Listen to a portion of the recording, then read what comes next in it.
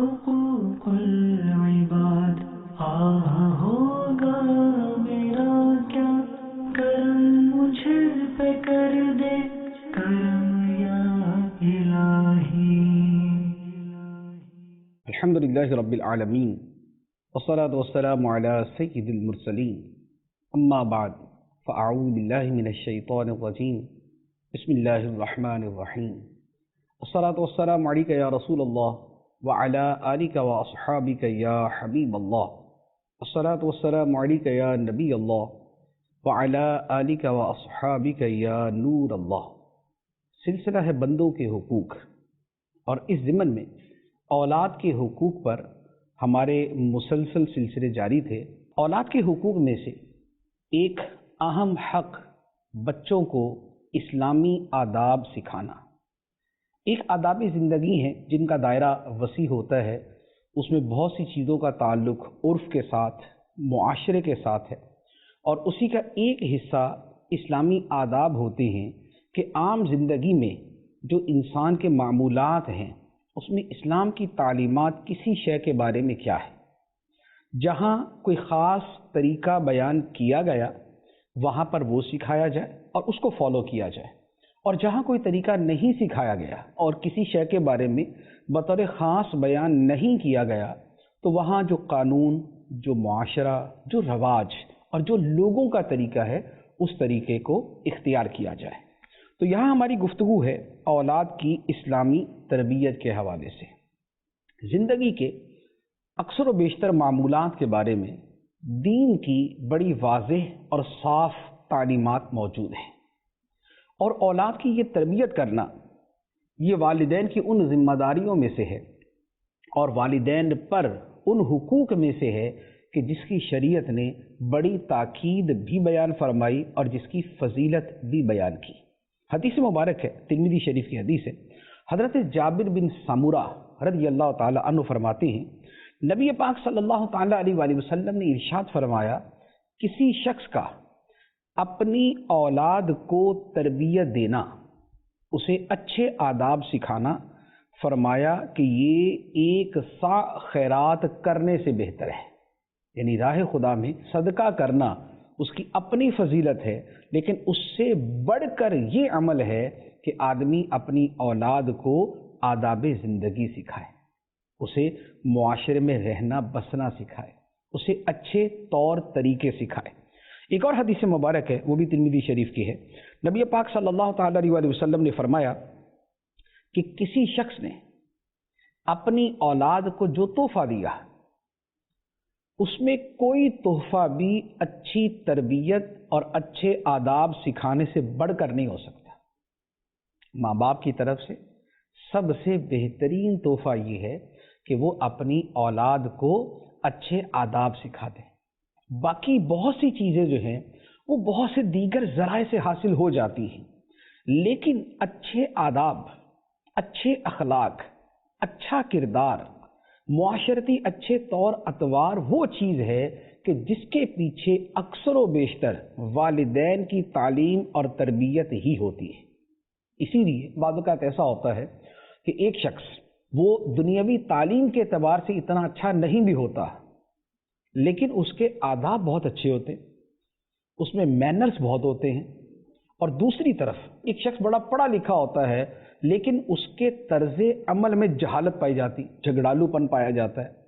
وجہ فرق کیا ہوتی ہے کہ جس نے کم پڑھا ہے اس نے کم تو ضرور پڑھا ہے لیکن اس کے والدین نے اس کی اخلاقیات کے اعتبار سے تربیت اچھی کی ہوتی، اور دوسری طرف جو پڑھ لکھ کے افسر بن گیا اور بہت بڑے منصب پہ پہنچ گیا لیکن اس کی تربیت صحیح نہیں ہوئی ہوتی، اس لیے وہ پڑھ لکھ کے بعض اوقات بڑے عہدے پہ جانے کے باوجود اس کے رویے میں، اس کے انداز میں تکبر، انانیت، جہالت، بد دماغی اور اس طرح کی چیزیں پائی جاتی ہیں. اور اس کے پیچھے وجہ وہی جو میں نے عرض کی ہے کہ ماں باپ نے تربیت کیا کی.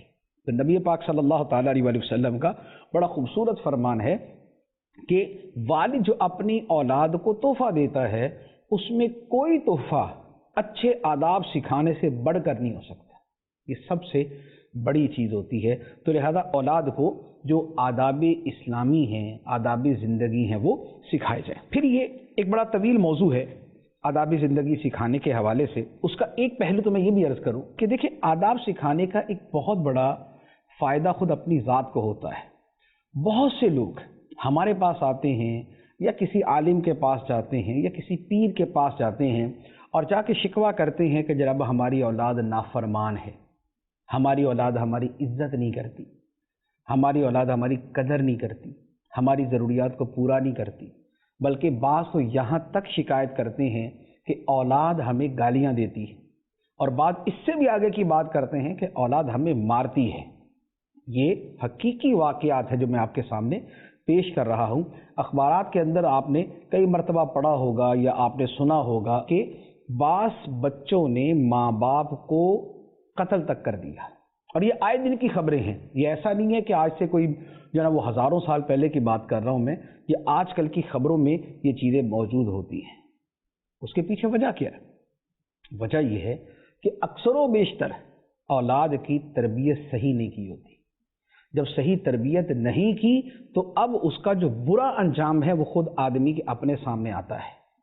جس اولاد کو آپ نے دین سکھایا ہوگا، جسے آپ نے خوف خدا دلایا ہوگا، جسے آپ نے چھوٹوں بڑوں کا لحاظ کرنا سکھایا ہوگا، جسے آپ نے بڑوں کے سامنے آنکھ اٹھا کے بات نہ کرنا سکھایا ہوگا، آنکھ جھکا کے بات کرنا سکھایا ہوگا، وہ کبھی آپ کے سامنے نہ آنکھ اٹھائے گا نہ ہاتھ اٹھائے گا. لیکن جس کو ایسا کچھ سکھایا ہی نہیں تو اس کے لیے پھر سارے انسان برابر ہیں.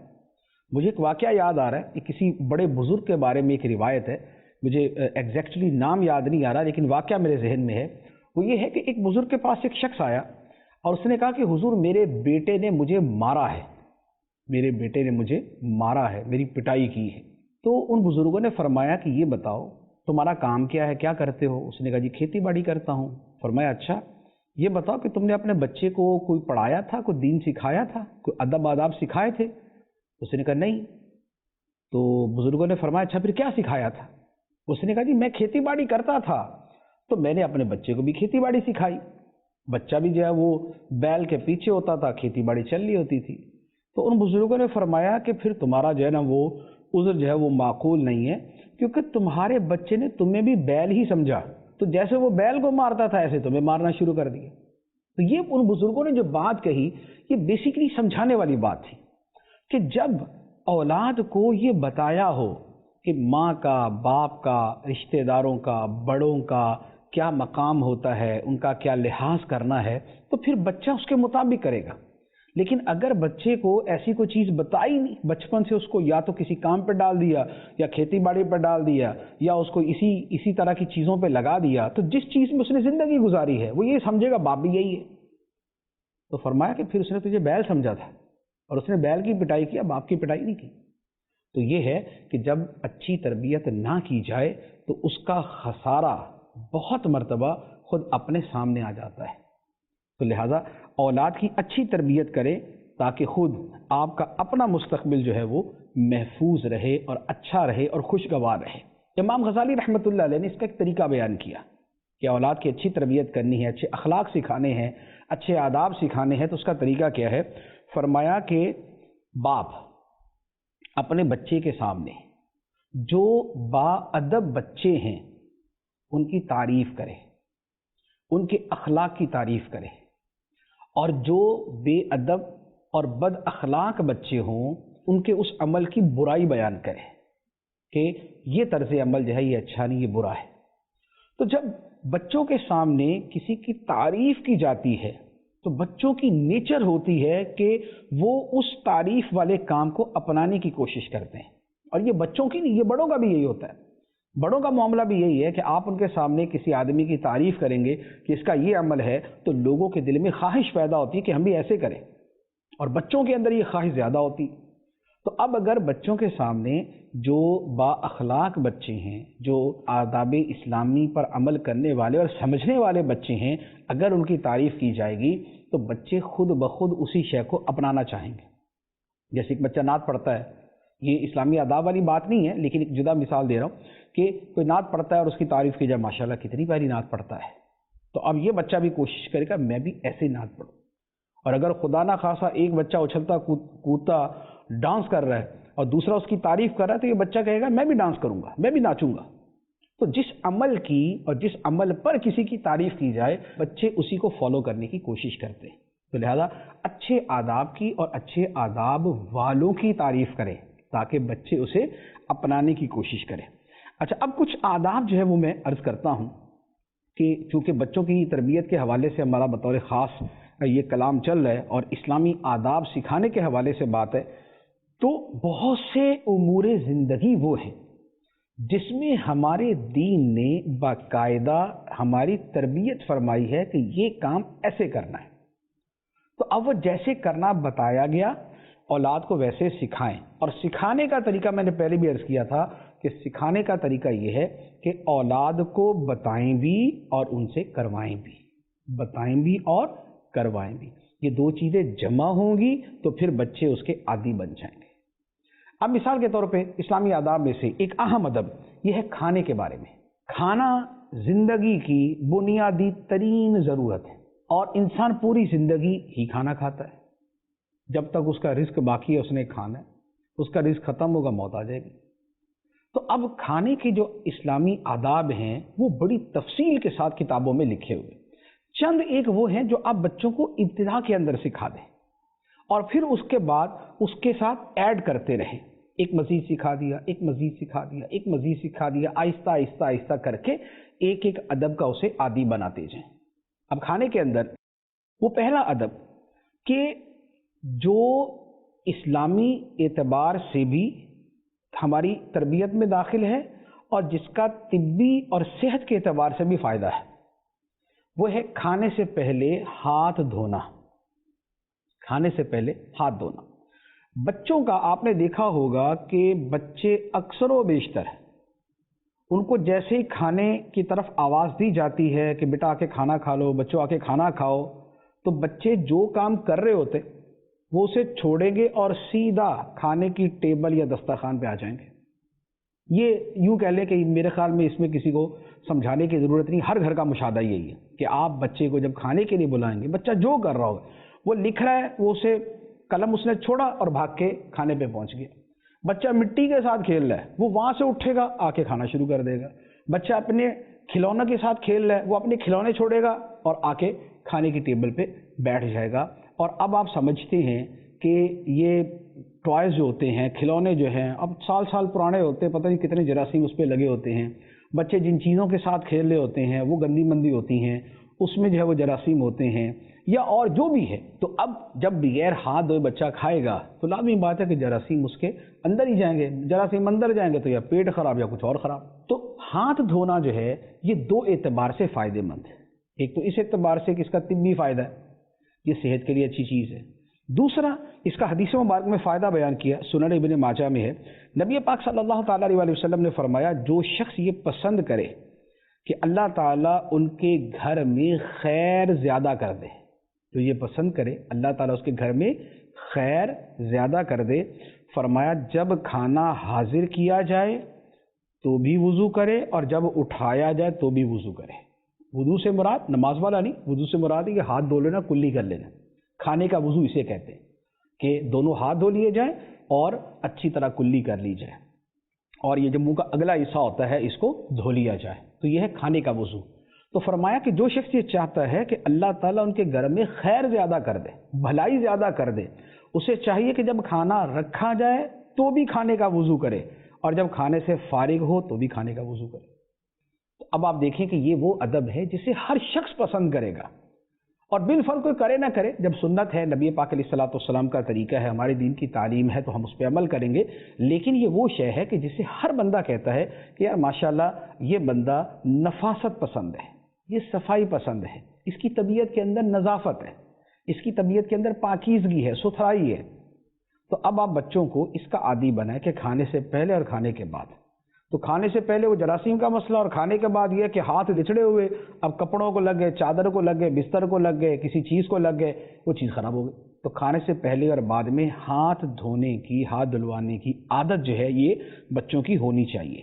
اچھا، اسی طرح پھر ایک اور اہم ادب کہ جو بہت یوں کہہ لیں کہ ایک اسلام کی اہم تعلیمات میں سے ہے، اور وہ یہ ہے کہ ہر اچھے کام سے پہلے اللہ کا نام لیا جائے۔ تو کھانا کھانے سے پہلے بسم اللہ شریف پڑھنا، بسم اللہ الرحمن الرحیم، تو یہ بچوں کو باقاعدہ پڑھوائی جائے، بچوں کے سامنے بلند آواز سے پڑھیں تاکہ بچے بھی پڑھ لیں، یا بچوں کو اس کا عادی بنائیں کہ وہ کھانے سے پہلے بسم اللہ شریف پڑھیں، اور کھانا مکمل ہو تو الحمدللہ الحمدللہ رب العالمین اس کی عادت ڈالیں۔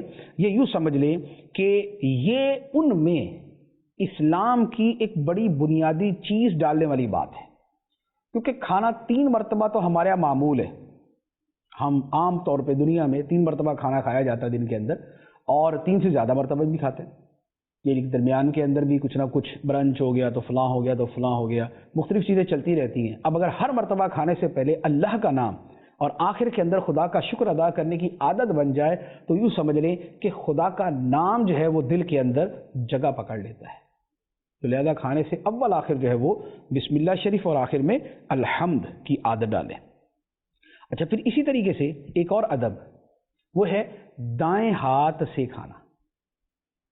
اسلامی تعلیم یہ ہے کہ کھانا دائیں ہاتھ سے کھایا جائے، پانی دائیں ہاتھ سے پیا جائے، کسی کو کوئی شاید دینی ہے تو دائیں ہاتھ سے دی جائے، کسی سے کوئی پکڑنی ہے لینی ہے تو دائیں ہاتھ سے دی جائے۔ اور نبی پاک صلی اللہ تعالیٰ علیہ وسلم نے اس کی باقاعدہ تاکید فرمایا کہ جب تم میں سے کوئی کھائے تو دائیں ہاتھ سے کھائے، اور جب تم میں سے کوئی پیے تو دائیں ہاتھ سے پیے۔ تو اب یہ جو اس میں کیا ہے کہ ایک یوں کہہ لیں کہ بس ایک فیشن بن گیا ہے، بائیں ہاتھ سے کھانا ہے، کھڑے کھڑے کھانا ہے اور کھڑے کھڑے کے پی لینا ہے، اور اس کو بڑا جنا وہ ایک پراؤڈ فیل کرتے ہیں۔ کیوں؟ اس لیے کہ یہ انگریز کرتے ہیں بس، یا فیشنیبل لوگ کرتے ہیں، اور یا یہ ہے کہ جو دین سے جتنا دور ہوتے ہیں وہ یہ کرتے ہیں۔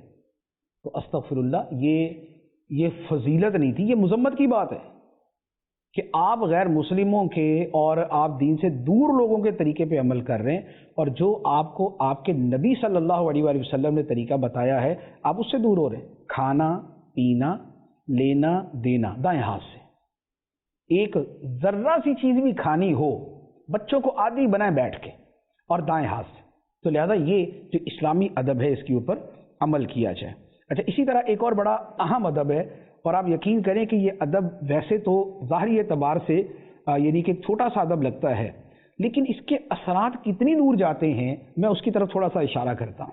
کھانے کے آداب میں سے یہ ہے کہ کھانے میں کوئی عیب نہ نکالا جائے، کھانے میں کوئی عیب نہ نکالا جائے۔ یہ کیسا کھانا ہے، اس میں یہ کم ہے، یہ زیادہ ہے، یہ کھانے میں عیب نکالنے کی جو عادت ہوتی ہے نا، یہ 2 طرح نقصان دیتی ہے۔ ایک تو یہ ہوتی ہے کہ جس میں عیب نکالنے کی عادت پڑ جائے نا، اس کو جو مرضی کھلا دو، وہ کوئی نہ کوئی اس میں نقص نکال ہی دے گا، اور یہ ناشکری ہے، اور ہو سکتا ہے دوسرے کی دل آزاری ہو جائے۔ دوسری بات جو اس سے بھی زیادہ اہم ہے وہ یہ ہے کہ کھانے میں عیب نکالنے کی عادت زیادہ پرابلم تب کرتی ہے جب انسان کی شادی ہوتی۔ شادی کے بعد کیا ہوتا ہے کہ پہلے تو آدمی جو ہے اپنے گھر میں اس کا سارا معاملہ چل رہا ہوتا ہے، لیکن جب بیوی کے ساتھ یہ رویہ اختیار کرتا ہے اور کھانے میں عیب جو شروع کر دیتا ہے تو پھر وہاں پر کچھ نہ کچھ تناؤ کی کیفیت پیدا ہونا شروع ہو جاتی۔ اور آپ غور کر لیں اور آپ معلومات لے لیں کہ گھروں کے اندر شاید تیسرے دن جو جھگڑا ہوتا ہے نا، کھانے کے اوپر ہی ہوتا ہو کہ اس میں یہ کمی ہے، اس میں یہ زیادتی ہے۔ نبی پاک صلی اللہ تعالیٰ علیہ وسلم نے پوری زندگی کبھی کسی کھانے میں کوئی عیب کوئی خرابی نہیں نکالی۔ پسند ہوتا تو کھا لیتے، تناول فرما لیتے، اور اگر اچھا نہ لگتا تو آپ چھوڑ دیتے، خاموشی اختیار کر لیتے، یہ نہیں فرماتے کہ اس میں یہ خرابی ہے۔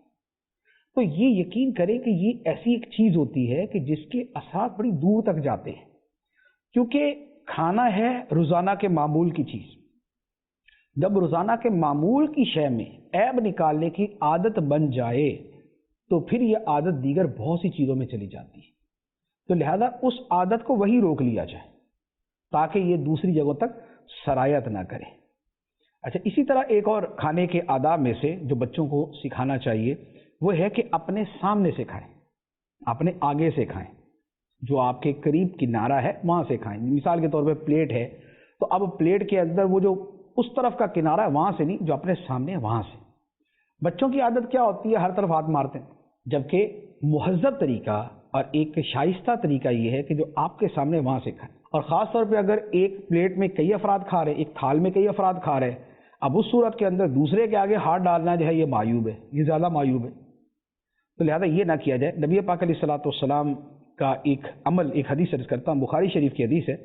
حضرت عمر بن ابی سلمہ فرماتے ہیں کہ میں نبی پاک علیہ الصلوۃ والسلام کی بارگاہ میں تھا اور بچہ تھا، اور میرا ہاتھ پورے پیالے میں گھومتا تھا، کبھی یہاں سے کبھی یہاں سے کبھی یہاں سے کبھی یہاں سے، میرا ہاتھ پورے پیالے میں گھومتا تھا۔ تو نبی پاک صلی اللہ علیہ وآلہ وسلم نے مجھے فرمایا، بیٹا بسم اللہ پڑھ کر کھاؤ اور اپنے سامنے سے کھاؤ، بیٹا بسم اللہ پڑھ کر کھاؤ اور اپنے سامنے سے کھاؤ۔ تو یہ نبی پاک علیہ الصلوۃ والسلام نے تربیت فرمائی، اور تربیت بھی کس کی ہے؟ وہی جس کی ہم بیان کر رہے ہیں، بچوں کی تربیت۔ یہ نبی پاک علیہ الصلوۃ والسلام نے یہ بچے سے فرمایا کہ بسم اللہ پڑھ کر کھاؤ اور اپنے سامنے سے کھاؤ۔ تو لہذا جہاں ایسی صورت دیکھیں، خاص طور پہ اپنے گھر میں اپنے بچوں کے ساتھ، تو وہاں تو زیادہ آسانی سے کہا جا سکتا ہے، اور اس کے علاوہ بھی اگر آپ اچھی بات کہیں سکھا دیتے ہیں تو اسے مائنڈ نہیں کیا جائے گا، اسے پسند کیا جائے گا۔ ایک دو اور چیزیں اس کے ساتھ، اور جس کے اثرات جو ہے یوں کہہ لے کہ صرف کھانے کی حد تک نہیں ہیں، بلکہ انسان کی زندگی کی دوسری چیزوں پر بھی ہیں۔ وہ کیا ہے؟ نمبر ایک، ہرس سے کھانا، لالچ سے کھانا، ہرس سے کھانا، یعنی کھانے کا ایسا انداز کہ جس سے لگے کہ یار لگتا ہے اس نے پتہ نہیں کھانا ہی نہیں کھایا کبھی، یا اس کو کبھی اچھا کھانا ملا ہی نہیں۔ تو اب بچے جو نا، جسے کہتے ہیں نا اچھی خاصی بے عزتی کروا دیتے ہیں کسی جگہ، کہ وہ کھانا ایسے اس کے اوپر کود پڑیں گے اور ٹوٹ پڑیں گے کہ دیکھنے والا یہی کہے گا اچھا لگتا ہے بیچاروں کو گھر میں کوئی اچھا کھانا ملتا ہی نہیں کبھی بھی۔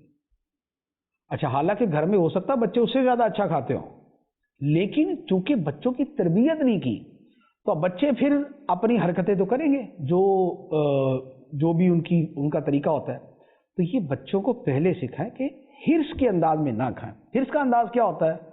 ایک تو وہی ہے کہ ادھر سے بھی ادھر سے بھی ادھر سے بھی ہر طرف ہاتھ مار دیا۔ ایک یہ ہوتا ہے کہ مثال کے طور پہ جیسے اگر کھیر ہے، اب کھیر کے اوپر اگر کوئی وہ جیلی ہے یا کوئی اس کے اوپر جو ہے نا وہ نٹس وغیرہ لگے ہوئے، تو ہر جگہ سے نٹس اٹھا دیے، تو اب کیا یہ ہرس والی صورت ہے۔ اچھا، اسی طرح اگر ایک تھال ہے، ایک پلیٹ ہے اور اس میں بوٹیاں ہیں، تو سب سے پہلے بوٹی کے اوپر جو ہے نا وہ جھپٹا مارنا ہے۔ تو یہ جو طریقے ہیں یہ ہے ہرس سے کھانے، یا جلدی جلدی کھانا، جلدی جلدی کھانا، تیز تیز کھانا، یہ بھی ہرس کی علامت ہے۔ تو بچوں کو ان چیزوں سے پہلے سے ان کو یہ تمیز تہذیب سکھائی جائے، ورنہ پھر بچے جیسی عزت افزائی کرواتے ہیں وہ آپ اچھی طرح سمجھتے ہیں۔ تو ایک بچوں کی تربیت یہ ہے کہ ہرس سے کھانے سے روکا جائے۔ اچھا، دوسرا ایک اور اسی کے ساتھ ملتی جلتی چیز ہے، اور یہ پوری زندگی پہ اثر کرتی ہے، اور وہ ہے زیادہ کھانے سے روکنا۔ بچوں کو جب تک مزہ آتا رہے گا وہ کھاتے رہیں گے، لیکن اگر بچوں کو آپ تھوڑی سی یہ تربیت کریں گے کہ بیٹا پیٹ جب آپ کا مناسب بھر گیا تو اب کھانا چھوڑ دے، اتنا کھانا کہ اب کھانے کی گنجائش نہ رہے، اور اب ایک لقمہ اندر نہ جائے اور ایک چمچ اندر نہ جائے، یہاں تک کھانا جو ہے، یہ جو زیادہ کھانے کی عادت ہے یہ لازمی طور پہ صحت کے لیے نقصان دہ ہے، اور وقت کے ساتھ ساتھ جب یہ عادت ہمیشہ جاری رہتی ہے تو اس کا نتیجہ یہی نکلتا ہے کہ زیادہ کھانے کی عادتیں بد بیسیوں امراض کا ذریعہ بنتی۔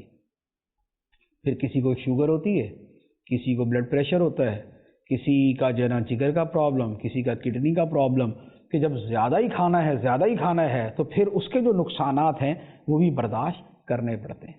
تو بچوں کو زیادہ، یعنی عمر کے حساب سے ہوتا ہے، ابتدا کے اندر تو بچے کو اچھی طرح پیٹ بھر کے کھلایا جاتا ہے تاکہ اس کی گروتھ جو ہے وہ صحیح طریقے سے ہو، لیکن اس وقت بھی ضرورت پہ اس کو روک دیا جائے، اس سے زیادہ نہیں۔ تو بعض اوقات کیا ہوتا ہے، پتہ ہوتا ہے کہ بچے کا پیٹ جو ہے وہ ایک پلیٹ کے اندر مثلا بھر جائے گا، چاول کی ایک پلیٹ بھر جائے گا، بچے کو چونکہ مزہ آ رہا ہے اور وہ تیز تیز کھا رہا ہے، تو چونکہ ابھی دماغ کی سیٹسفیکشن نہیں ہوئی، پیٹ تو بھر گیا، تو اب دماغ کی سیٹسفیکشن کے لیے بچہ پھر اگلی پلیٹ لے لیتا ہے۔ جب اگلی پلیٹ لیتا ہے تو اب کیا ہے، اب وہ زیادہ کھانے کی عادت بنتی۔ تو بچے کی تربیت کہ وہ زیادہ نہ کھائے، بلکہ جتنی مناسب خوراک ہونی چاہیے اتنی کھائے۔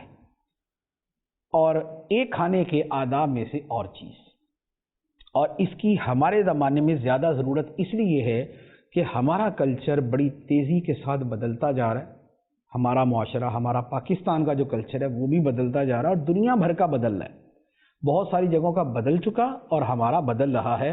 اور یہ بدلتا ہوا کلچر کتنا تباہ کن ہے، اس کے لیے کبھی آپ ذرا میڈیکل کی رپورٹس اور جو ہیلتھ کی دنیا میں رپورٹس ہیں وہ دیکھ رہے تو پتہ چلے گا کہ صحت لوگوں کی کس قدر تباہ ہو رہی ہے۔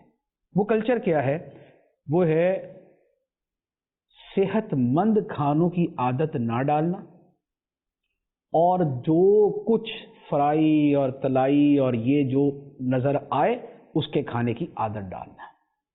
جیسے ہمارے ہاں اب کیا ہو گیا، ہمارے ہاں فرائی کھانا جو ہے، فاسٹ فوڈ جسے کہتے ہیں، وہ کھانا اتنا عام ہوتا جا رہا ہے کہ بچے جو ہے ان کو برگر، ان کو پیزا اور ان کو فرائی چیزیں بس یہ پسند ہے۔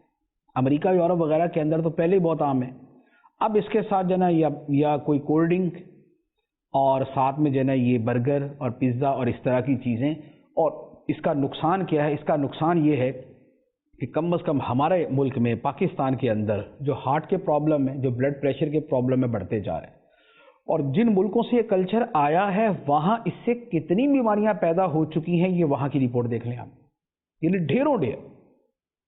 میں ایک مرتبہ ایک ملک میں گیا یورپ کے، تو وہاں پر مجھے کسی نے بتایا کہ ہمارے ملک میں کہ شوگر بہت زیادہ ہے نا، شوگر کا مرض، ڈائبٹیز جو ہے بہت زیادہ ہے۔ تو میں نے کہا بھائی آپ کے یہاں تو کھانا بہت اچھا ہوتا ہے، یعنی آپ کے یہاں جو فوڈ کا ڈپارٹمنٹ ہے وہ بڑا کیئرفل ہے، وہ دیکھتا ہے اور ہر اعتبار سے جو ہے نا وہ صحیح رکھتا ہے، تو اس کے باوجود یہاں کیسے بیماری ہو سکتی اتنی زیادہ؟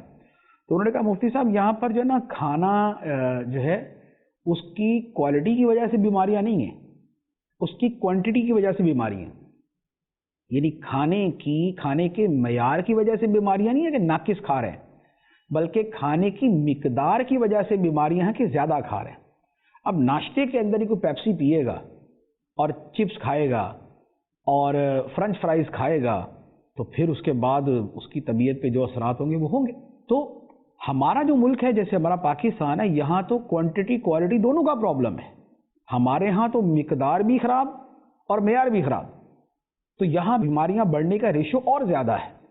تو لہٰذا بچوں کو شروع سے ہی آپ فروٹس کھانا، نٹس کھانا، بجائے اس کے کہ آپ ٹافیاں، چاکلیٹ اس طرح کی چیزیں کھائیں، اس کی بجائے نٹس کھا لیں، کاجو ہے، بادام ہے، پستہ ہے، اخروٹ ہے، اس طرح کی چیزوں کی عادت ڈال دیں، یہ اس سے 1000 گنا زیادہ اچھا ہے۔ اسی طریقے سے رنگ برنگی اور چیزیں جو ہے وہ پروسیسڈ فوڈ کھانے کی بجائے آپ ان کو پھل کھلائیں، پھل کھانے کی عادت ڈالیں۔ تو یہ چیزیں جو ہے ان کی عادت ڈالنا جو ہے یہ ہر اعتبار سے فائدہ مند رہے گا۔ تو یہ چند ایک چیزیں وہ ہیں کہ جن کا تعلق کھانے کے ساتھ تھا۔ اچھا اب آ جائیں ایک اور امر کی طرف، وہ ہے دوسروں کے گھر جانے کے آداب۔ کسی کے گھر جائیں تو وہاں جا کے بچے کیسے رہیں، کیسے بیٹھیں، کیا کریں، کیسا انداز ہونا چاہیے۔ ایسا نہ ہو کہ کسی کے گھر جائیں تو وہاں گھر والے جو ہے نا وہ دعا کریں کہ یا اللہ یہ مہمان جلدی چلے جائیں اور اس کے بعد دوبارہ کبھی نہ آئیں۔ تو یہ جو دعا ہے، یہ دعا تبھی کی جاتی ہے کہ جب بچوں کی یہ تربیت نہیں کی ہوتی کہ کسی کے گھر جا کے کیا کرتے ہیں۔ بچے کسی کے گھر جاتے ہیں، سامنے والے بسکٹ رکھے، اب پتہ چلا کہ بچہ نے ایک اٹھایا، دوسرا اٹھایا، تیسرا اٹھایا، چوتھا اٹھایا، پلیٹ ختم۔ اب وہاں پر بیٹھے ہوئے ماں باپ اس کو گھور رہے ہوتے ہیں نا کہ او یہ کیا کر رہا ہے، یہ کیا کر رہا ہے، لیکن وہ یہ ہے کہ جب گھر میں تربیت نہیں کی تو یہاں گھورنے سے کیا فائدہ ہوگا؟ کچھ بھی نہیں ہوگا۔ اسی طریقے سے بچہ جو ہے کبھی صوفے پہ چڑھ گیا، کبھی ادھر چھلانگ مار دی، کبھی ادھر چھلانگ مار دی، کبھی اس شے کو چھیڑ دیا، کبھی اس کو چھیڑ دیا، کبھی اس بچے کو مار دیا۔ تو ہوتا کیا ہے کہ لوگ پھر کوشش کرتے ہیں کہ یار یہ والے بچے ہمارے گھر میں نہ آئیں، اور ہمارے ہاں ایسے بچوں کی کمی نہیں ہے کہ جن کے آنے کے اوپر گھر والے دعا کرتے ہیں کہ یا اول آئیں نہ آئیں تو چلے جائیں اور پھر دوبارہ نہ آئیں۔ تو لہٰذا بچوں کی یہ تربیت کرے کہ کسی کے گھر جائیں تو کھانا، بیٹھنا، رہنا، ملنا ملانا کیسے ہونا چاہیے۔ اچھا آداب اسلامی میں سے، اسلامی آداب میں سے ایک اور چیز، اور وہ ہے چلنے پھرنے کے آداب۔ چلنا تو ہوتا ہے، زندگی کا حصہ ہے، اس چلنے پھرنے کا بھی طریقہ ہے، اور اس چلنے پھرنے سے ہی آگے جو ہے وہ روڈ کے آداب، سڑک کے آداب، پھر یہ ساری چیزیں آ جاتی ہیں، لیکن ابھی میں اس کی بات نہیں کر رہا، ابھی صرف چلنے پھرنے کے اعتبار سے۔ چلنے پھرنے کا ایک بنیادی سی چیز ہے وہ یہ ہے کہ درمیانی چال چلنا چاہیے. یمشون علی الارض ہونا، قرآن مجید کی آیت ہے کہ جو رحمان کے بندے ہیں وہ زمین پر آہستہ چلتے ہیں، وقار کے ساتھ چلتے ہیں، عاجزی کے ساتھ چلتے ہیں. تو لہذا چلنے کے اندر جو انداز ہو وہ میانہ ہونا چاہیے، نہ تو اتنا بھاگم بھاگ آدمی چل رہا ہو کہ لگے پتہ نہیں ایمرجنسی ہوگی کوئی، اور نہ اتنا آہستہ چلے کہ لگے پتہ نہیں بیمار ہے بیچارہ. تو جو بیمار بھی نہیں ہے اور جس کو ایمرجنسی بھی نہیں ہے، تو اس کے چلنے کا جو انداز ہے، چال ہے، وہ مناسب اور معتدل ہونی چاہیے. دوسری بات یہ ہے کہ اکڑ کے چلنا، ایسے انداز سے چلنا کہ جس سے لگے کہ یہ انداز، یہ چلنے کی چال مغرورانہ ہے، متکبرانہ ہے.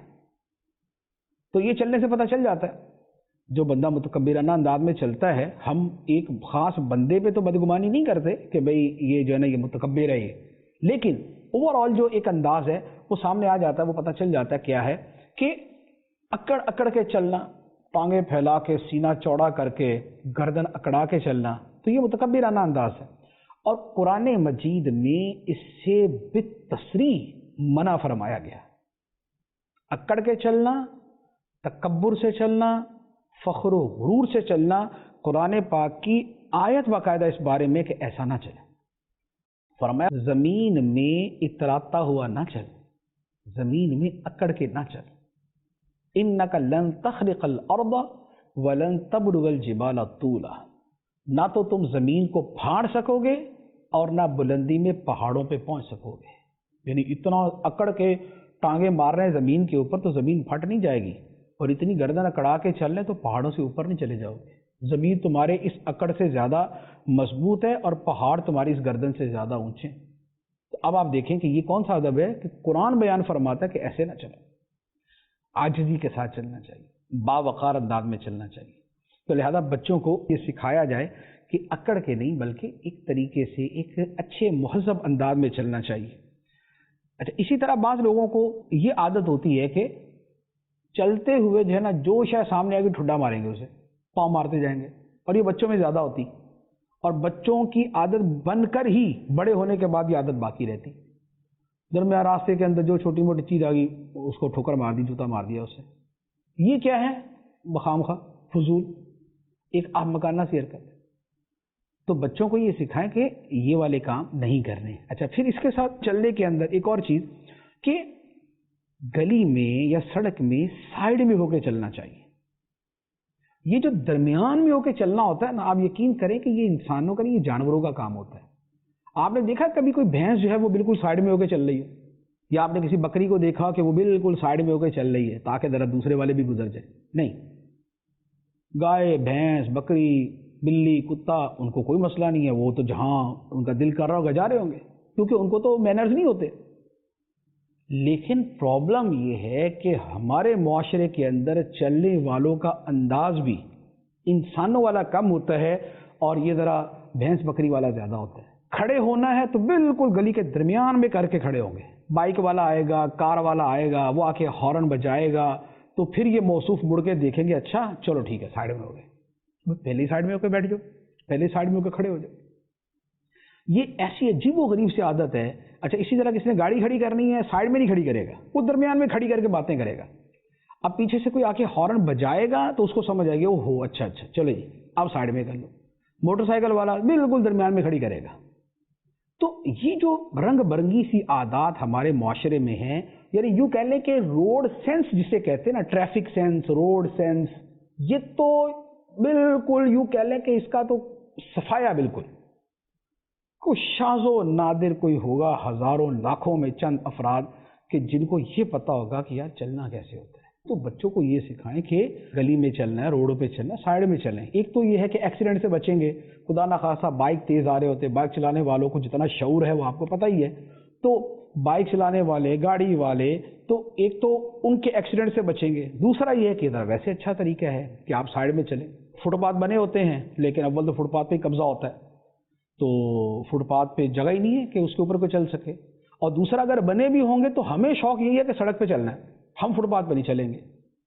تو یہ ہمارا ایک مجموعی طور پہ حال ہے. تو چلنے کے اندر اس چیز کا خیال کریں کہ سائڈ میں چلے. اسی طریقے سے پھر اگر عورتیں جا رہی ہیں تو اس سے ہٹ کے چلے. وہ نہیں ہے کہ عورتیں آ رہی ہیں تو درمیان میں گھس کے نکل گئے. تو بچوں کو بھی سکھائے, خود بھی اس کے اوپر عمل کرے. اچھا, اسی طرح بعض لوگوں کی ایک عجیب سی عادت ہوتی ہے پاؤں گھسیٹ کے چلنے کی, اور بچوں میں بہت ہوتی کہ جوتا گھسیٹ کے چلیں گے, اور اتنی بری آواز اس سے پیدا ہوتی ہے کہ الامان والحفیظ کیا بتائیں. لیکن بس وہ عادت ہے. بلڈنگ میں جا رہے ہیں, گلی پہ جا رہے ہیں, سڑک پہ جا رہے ہیں, مسجد میں جا رہے ہیں, ہر جگہ گھسیٹ کے چلیں گے. اور ان کو ماں باپ سکھائیں بھی نا تو ایک آدھ مرتبہ کبھی بول دے بیٹا پاؤں اٹھا کے چلتے, بیٹا کہتا اچھا جی آپ چل لو, بچے نہیں چلیں گے. یہ وہ عادت ہے جو اتنی مکروہ قسم کی لگتی ہے اور اتنی تکلیف دہ ہوتی ہے. تو بھائی بچوں کو اتنی تو انسانیت سکھا دے کہ ان کو چلنے کا تو طریقہ پتا ہو کہ پاؤں اٹھا کے چلتے ہیں. تو یہ پاؤں اٹھا کے چلنا یہ بچپن سے عادت ڈال دیں گے تو یہ عادت انتہائی پختہ ہو جائے گی. میری عادتیں بہت ساری چیزیں ہیں بچپن سے والدین نے سکھائی ہوئی ہے. اب پوری زندگی میرا پیچھا کر کے دیکھ لیں آپ کو کبھی مل جائے کہ میں پاؤں گھسیٹ کے چلوں, کیونکہ بچپن سے سکھایا ہوا ہے تو اس کے مطابق عمل کرتے ہیں. لیکن باقی آپ کو اچھے خاصے بڑی عمر کے لوگ ملیں گے, سینس ہی نہیں ہے چلنے کی, گھسیٹ کے چلیں گے پاؤں. کیوں؟ اس لیے کہ ماں باپ نے سکھایا نہیں, یا سکھایا ہے تو یہ موصوف ہی اتنے ذہین تھے کہ سیکھا ہی نہیں. تو یہ جو چیز ہے اس کا بھی خیال کریں. اچھا, ایک اور چیز, اور وہ بھی خاص طور پہ سیڑھیاں چڑھتے اترتے یہ زیادہ سامنے آتی, اور اسی طرح جو ہے یہ مسجدوں کے اندر بھی بہت مرتبہ دیکھا ہے, وہ ہے زمین پر زور زور سے پاؤں مارنا, دھم دھم کرتے ہوئے جو ہے وہ سیڑھیاں چڑھنا اترنا آنا جانا. تو اب یہ عادت وہ ہے کہ جسے عقل انسانی کہتی ہے کہ یہ جاہلانہ عادت ہے, اور یہ ایسی عادت پکی ہوتی ہے کہ شاید و باید ہی جو ہے نا وہ کوئی بچوں کو روکتا ہو اس چیز سے کہ بیٹا اس طریقے سے نہیں چلتے. اور میں تو روزانہ جو ہے نا نہ کسی جگہ اس کا مشاہدہ ہو ہی جاتا ہے کہ آتے جاتے سیڑھیوں کے اوپر جو ہے وہ بچے جیسے چڑھتے ہیں, اور اس میں کوئی تخصیص نہیں ہوتی کہ وہ کسی دنیا دار کے بچے ہیں یا دیندار کے بچے ہیں. دنیا دار کے بچے بھی اسی طرح دھم دھم کرتے ہوئے چڑھ رہے ہیں, دیندار کے بچے بھی اسی طرح جاہلانہ انداز میں چڑھ رہے ہوتے. تو یہ جو چلنے کا انداز ہے کہ پاؤں زمین پر زور سے نہیں مارنا چاہیے. زور سے مارنا جو ہے ایک تو ویسے ہی بھی جو ہے اپنے آپ کو تکلیف دینا ہے, اور دوسرا سوائے شور کے اور یہ کچھ بھی نہیں. تو یہ چند ایک چیزیں جو ہے وہ میں نے عرض کی ہے اس حوالے سے اسلامی آداب. اور میں آپ سے دوبارہ یہ عرض کروں گا کہ آپ یقین کیجئے ہمارا حال ویسے تو بقیہ چیزوں کے اندر بھی کوئی اتنا اچھا نہیں ہے. عقیدے کے اندر ہمارا ایمان ہے الحمدللہ, لیکن وہ ایمان کے جو اثرات ہوتے ہیں نا وہ ذرا شاید و باید ہی ہیں, وہ نظر نہیں آتے. عبادات کے اندر بھی ہمارے یہاں کمزوری ہے, لیکن تب بھی مسجدوں میں لوگ جاتے ہیں. ٹھیک, حلال و حرام کا فرق بھی ایک تعداد کر لیتی ہے, ایک نہیں کرتی. لیکن یہ جو آداب زندگی ہیں, یہ جو اسلامی آداب ہیں, معاشرتی آداب ہیں, اس میں تو یوں کہہ لیں کہ اگر وہاں ستیہ ناس ہے نا تو یہاں سوا ستیہ ناس ہے. یہاں کی تو حالت ہی بالکل پتلی ہے. گھر میں, باہر, روڈ پہ, سڑک پہ, گاڑی میں, ٹریفک میں, مسجد میں, ہر جگہ پہ جو ہمارے معاشرے کی حالت ہے وہ کسی طور پہ کوئی باشعور, مہذب اور شائستہ معاشرہ نہیں شمار کیا جا سکتا. ہم بیرون ملک جاتے ہیں, دوسرے ملکوں میں جاتے ہیں, وہاں پر یقین کریں یہ نہیں کہ امیر ملکوں میں, غریب ملکوں کے اندر بھی بہت سی چیزیں معقول ہوتی ہیں.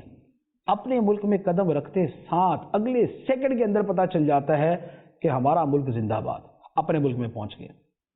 نہ کتار, نہ جو ہے لحاظ, نہ صفائی, نہ کچھ اور, ساری کی ساری چیزیں نظر آنا شروع ہو جاتی. تو ہمارے جو حالت ہے وہ اس حوالے سے بہت زیادہ خراب ہے. تو لہذا اپنی تربیت بھی کریں, اپنے بچوں کی تربیت بھی کریں.